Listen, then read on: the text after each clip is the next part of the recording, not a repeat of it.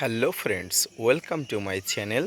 দেশ এবং দেশের বাইরে থেকে যারা আজকে আমার ভিডিওটি কন্টিনিউ করেছেন প্রত্যেককে gardener TRIPS with Kamal YouTube চ্যানেলে স্বাগতম।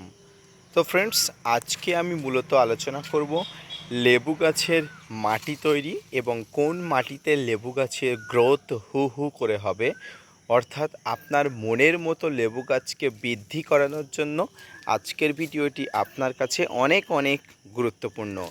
আপনি যদি ছাদ বাগানি হয়ে থাকেন এবং আপনার কাছে সাইট্রাস প্রজাতির বিভিন্ন জাতের লেবু থেকে থাকে, তো প্রত্যেকটি প্রজাতির লেবু, প্রত্যেকটি জাতের লেবুর গাছের জন্য একই ধরনের মাটি, একই ধরনের পরিচর্যা আপনাকে করতে হবে। ভিডিওটি মনোযোগ সহকারে ধৈর্য নিয়ে দেখতে থাকুন, আপনি অবশ্যই উপকৃত হবেন। তো ফ্রেন্ডস, গাছে লেবু ধরে থাকা, পাশাপাশি লেবু গাছের গ্রোথ সুন্দর হওয়া একটি খুব সুন্দর ব্যাপার।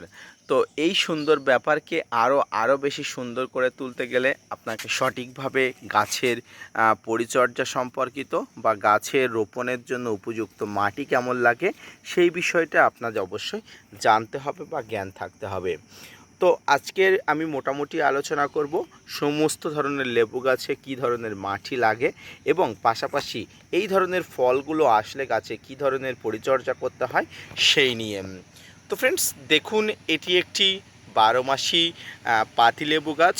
পাশাপাশি আপনাকে আরও আমি একটি মাল্টা মুসম্বি লেবু গাছ দেখাবো। প্রত্যেকটি গাছ বা আমি একটি মিশরীয় মাল্টা লেবু গাছ দেখাবো। প্রত্যেকটি গাছের পরিচর্যা সম্পর্কিত একই ধরনের তথ্য আপনাকে দেব। তো ফ্রেন্ডস, সর্বপ্রথম আমি বলি, সাইট্রাস প্রজাতির লেবু গাছ প্রচুর পরিমাণ খাবার খেতে পছন্দ করে। এটা সর্বপ্রথম আপনাকে মাথায় রাখতে হবে।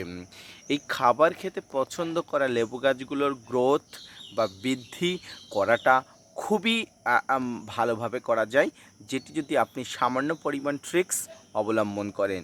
তো এই লেবু গাছের মাটি তৈরির জন্য সর্বপ্রথম আপনাকে যেগুলো উপাদান নিতে হবে, সেই উপাদানগুলোর মধ্যে সর্বপ্রথম সেটি হচ্ছে আপনি যে এলাকায় থাকেন সেই এলাকার হচ্ছে গার্ডেন সয়েল বা সেই এলাকার বাগানের মাটি। ফ্রেন্ডস, গার্ডেন সয়েল বা বাগানের মাটি কতটা পরিমাণ নেবেন? আপনি একটি টবে যত পরিমাণ মাটি দেবেন তার প্রায় 50%-রও বেশি বা প্রায় 60%-এর কাছাকাছি আপনি মাটি দেবেন। ধরুন আপনি এই ফলের ক্যারেটটায় মাটি দেবেন। এই ফলের ক্যারেটটায় যত পরিমাণ মাটি লাগে তার অর্ধেকেরও বেশি মাটি আপনাকে নিতে হবে। এর সঙ্গে যেটি নিতে হবে সেটি হচ্ছে নিমখোল, শিংকুচি, হাড় গুঁড়ো, ভার্মিকম্পোস্ট, এসওপি, আপনি যদি চান যে কোনো ধরনের বাদাম খোল এবং গোবর সার। আপনি যে কোনো ধরনের কম্পোস্ট নিতে পারেন, পাতা পচা সার, আপনি আরও যে ধরনের কম্পোস্ট সার আছে সেই কম্পোস্ট সার নিতে পারেন। পাশাপাশি আপনি মনে করলে 1 বছরের পুরনো গোবর সার এর সঙ্গে আপনি মিশিয়ে নিতে পারেন। এবার আপনাদের প্রশ্ন আসতে পারে যে কতটা পরিমাণ নেবেন। দেখুন, আপনি একটি পাত্রে কত বড় গাছ বসাচ্ছেন বা কত বড় পাত্রে আপনি মাটি দিচ্ছেন তার উপরে নির্ভর করে খাবার দেওয়া। ধরুন আপনি ফলের ক্যারেটে আপনি গাছটি বসাচ্ছেন, তো এতে যত পরিমাণ মাটি আপনি দেবেন তার অর্ধেকেরও কম পরিমাণ খাবার আপনাকে দিতে হবে। অর্থাৎ আপনি এই বড় ক্যারেটে সর্বোচ্চ আপনি 200-300 গ্রাম খাবার একসঙ্গে মাটির সঙ্গে মিশিয়ে দিতে পারেন। এই খাবারগুলো আপনি নির্দিষ্ট অনুপাতে নেবেন। প্রত্যেকটি অনুপাত খুব ভেবে চিন্তে আপনাকে নিতে হবে। অতিরিক্ত জিনিস ব্যবহার করবেন না।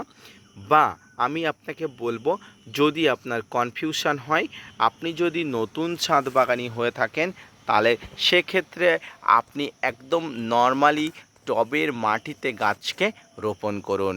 আমি আপনাকে ব্যক্তিগতভাবে বলবো যে টবের মাটিতে নতুন ছাদ বাগানিরা সর্বপ্রথম কোনো খাবার না দিয়ে আপনারা রোপণ করুন, তাতে আপনার গাছটি একদমই মরবে না। শুধুমাত্র দেখবেন টবের গাছের মাটিতে কোনো ধরনের জল জমা সমস্যা আছে কি না, তাছাড়া আপনাকে আর কোনো বিষয় লক্ষ্য রাখতে হবে না। যারা পুরনো ছাদ বাগানি, যারা এক্সপিরিয়েন্স ছাদ বাগানি, তাদের জন্য এই যে আমি মিক্সচারটা বললাম, মাটির সঙ্গে যে খাবারগুলোর কথা বললাম, এই খাবারগুলো যদি মিশিয়ে নিতে পারেন, এই খাবারগুলো মিশিয়ে নিলে খুব ভালো কাজ হবে। এবং আমি নতুন ছাদ বাগানীদের কেন এই খাবারগুলো দিতে বারণ করলাম, দেখুন আপনি যদি চান অবশ্যই দিতে পারেন, কিন্তু যেহেতু নতুন ছাদ বাগানি এক্সপিরিয়েন্স কম থাকে, সেক্ষেত্রে আপনি যদি অতিরিক্ত দিয়ে ফেলেন তাহলে কিন্তু হিতে বিপরীত হতে পারে। আপনি গাছকে বাঁচানোর জন্য হয়তো করছেন, কিন্তু আপনি এত পরিমাণ খাবার দিয়ে ফেললেন না জানার কারণে ও অনভিজ্ঞতার কারণে আপনার গাছটি কিন্তু মারা গেল। তাই আমি বলছি, আপনারা যারা নতুন ছাদ বাগানি আছেন, টবে বা অন্য কোনো যে পাত্রে আপনারা গাছ লাগাবেন, সেই পাত্রে আপনারা খাবার না দিয়ে লাগান। এবং যদি দিতে চান তাহলে আমি যে পরিমাণ যে অনুপাতে বললাম সেই অনুপাত অনুযায়ী দিলে কোনো অসুবিধা হবে না। তবে যত পরিমাণ দেবেন তার থেকে অনেক কম পরিমাণ রাখবেন যদি আপনি নতুন ছাদ বাগানি হয়ে থাকেন। দেখুন আমার এটি একটি মাল্টা মুসম্বি লেবু গাছ। এই লেবু গাছেও যথেষ্ট পরিমাণ ফল আমি ধরাতে পেরেছি, যেহেতু গাছটি নতুন। তাই প্রত্যেকটি লেবু গাছের মাটি তৈরিতে আপনাকে অত্যন্ত গুরুত্বপূর্ণ ভূমিকা নিতে হবে।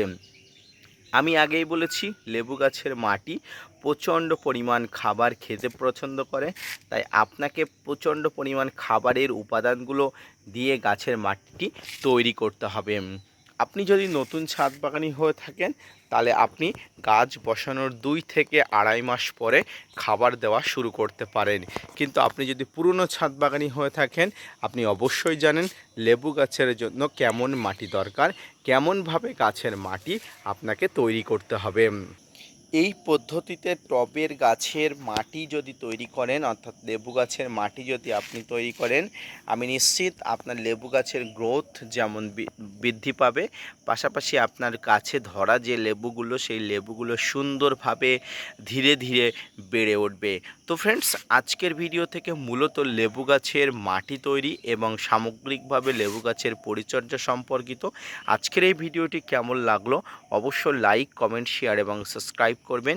পাশাপাশি লেবু গাছ সম্পর্কিত যদি অন্য কোনো তথ্য আপনার জানার থাকে, অন্য কোনো তথ্য আপনি জানতে চান, তাহলে অবশ্যই আমার কমেন্টস বক্সে কমেন্টস করবেন। অবশ্যই আপনাদের সমস্ত প্রশ্নের উত্তর আমি দিয়ে দেবো। তো লেবু, সেটি মাল্টা, মুসম্বি, কিন্নু বা যে কোনো ধরনের লেবু হয়ে থাকুক, আপনি এই ধরনের মাটি তৈরি করুন। প্রত্যেকটি মাটিতে অত্যন্ত গুরুত্বপূর্ণ এবং তাৎপর্য দৃষ্টিতে লক্ষ্য করুন। পাশাপাশি লেবু গাছের কতটা পরিমাণ খাবার কি দিতে হবে সেটি যদি আপনি অভিজ্ঞ হন দেবেন, ও যদি অনভিজ্ঞ হন তাহলে অবশ্যই পরে জেনে নিয়ে দেবেন, সেক্ষেত্রে কোনো ধরনের অসুবিধা নেই।